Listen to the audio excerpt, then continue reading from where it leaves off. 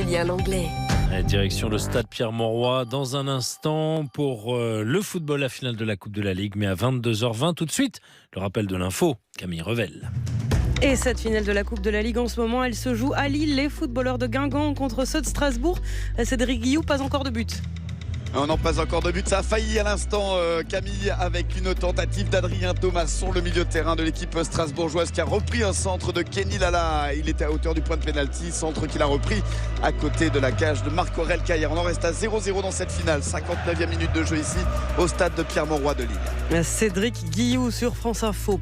Un mot sur France Info pour qualifier l'état d'esprit du maire de Saint-Étienne ce soir. Soulagé, 3500 gilets jaunes qui bravent l'interdiction de manifester dans sa ville, des affrontements avec les forces de l'ordre, mais on nous avait annoncé et promis bien pire, nous dit l'élu Les Républicains Gaël Perdriau.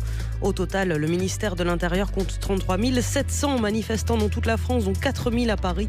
Mobilisation en baisse. Autre mobilisation aujourd'hui, celle des enseignants du secondaire à la maternelle.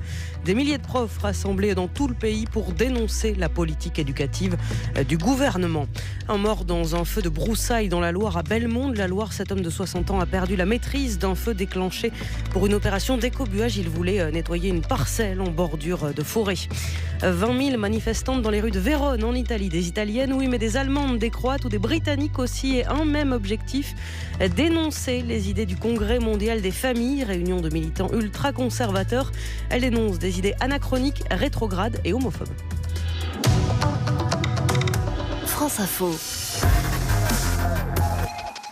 Camille Revel en parlait il y a de cela un instant. La finale de la Coupe de la Ligue.